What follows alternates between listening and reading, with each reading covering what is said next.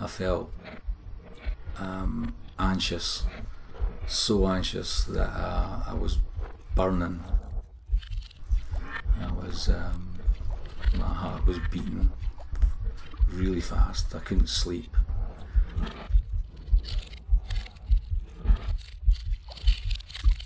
I got tireder and tireder because I couldn't sleep, because I was worrying. I was worry. I've let my family down.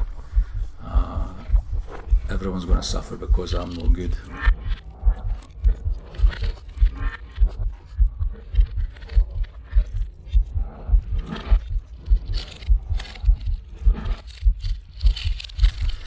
Everybody who relied on me, it was a false reliance.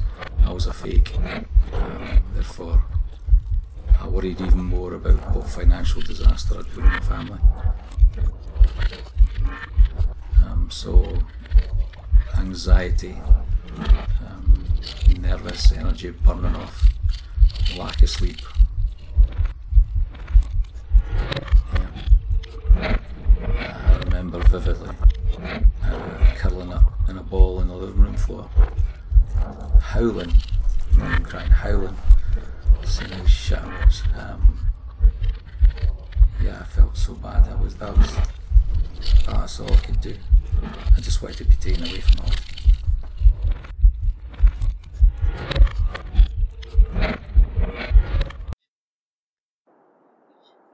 I only realised something was wrong when I was driving back from school crying, and I knew this wasn't right.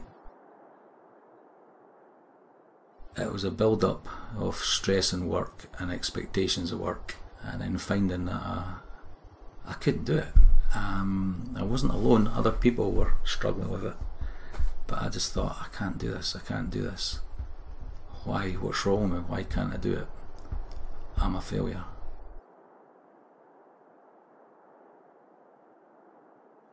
I knew I was stressed.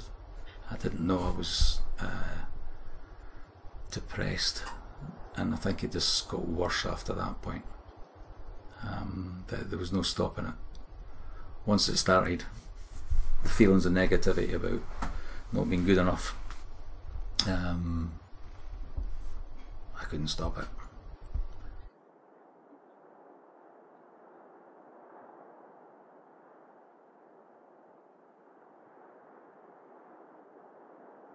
The whole thing made me feel that I was worthless, so I didn't want to meet anyone. I didn't want to speak to anyone. I was so worthless that there's no point in, I shouldn't be indulging in my hobbies, which I love, my cycling and my books. I couldn't do that. I could see, and now I can, that these are the sort of things I should have kept doing. I should have kept in contact with people. I should have gone out on my bike. I should have gone to the cinema. I should have done this. I just had to hide because it was an embarrassment, and I was a worthless human being. And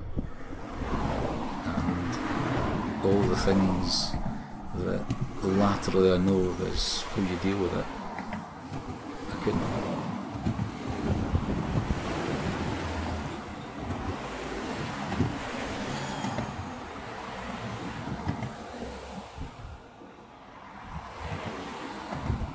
It consumed me, finding a way to kill myself that nobody would get hurt with.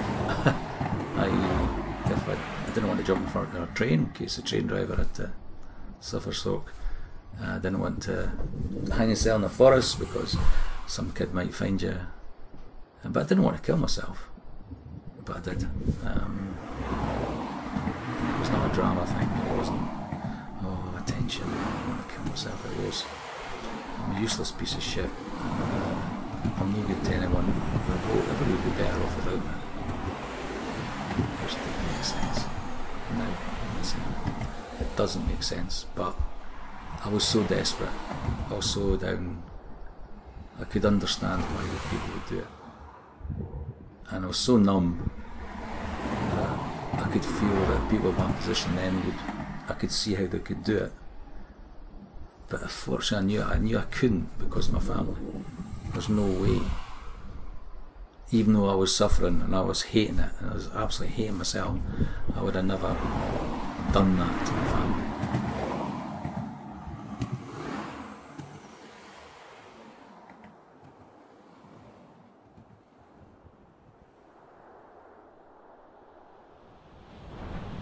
I remember a run and actually being on the beach at Kingsbands and thinking, because it was away from you all and I was having me time, then I reflected, what a fucking great life I had. This is brilliant. I love my family and this is great. I can do this.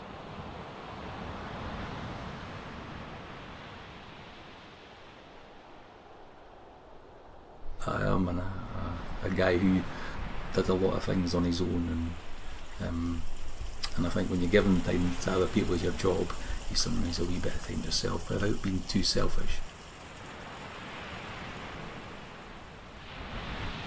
But as soon as I got out there and into my stride, which not a great runner, but into my stride, the head would clear, and then you could just enjoy the experience. So you hear the birds, you listen to the sea crashing in, you feel tactile the sand, and the experience of doing that sort of thing. So I could enjoy the surroundings.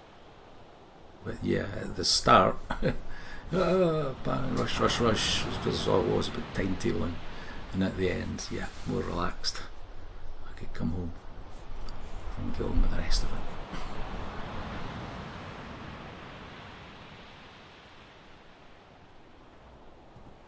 I know that I've had these issues. I'm hopeful I won't have them again. I can't tell if I'm going to have them or not. I don't know what's going to kick in. You know, I didn't think I'd get it after the second time.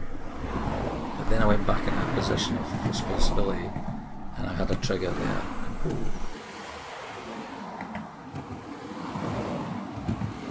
I knew things were happening. And I knew that I didn't want to get ill. And I knew that I should be doing certain things and doing all these different techniques, but I couldn't stop it.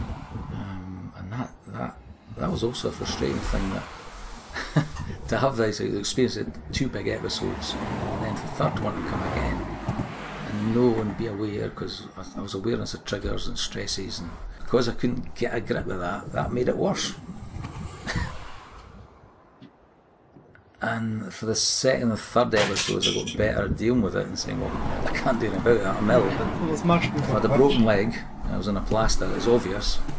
Because I've got a broken head, it's not obvious to see that I'm ill. I think the last time I was ill was Scottish cricket, because I did get the grip. I would like to think I'm a better person for it. It was a good thing. It was a horrible thing, but it was a good thing, in that it made me reflect on what was important. My family was more important than anything else. What other people think doesn't matter, apart from the ones close to you. And work is important, but hey, it's a job, and getting that balance right, and that's what was wrong. The boys, I don't know what we talked about, and I think they weren't fully aware of just how seriously ill it was, which is brilliant, because we were too young to deal with that at the time, but it's good to talk about now.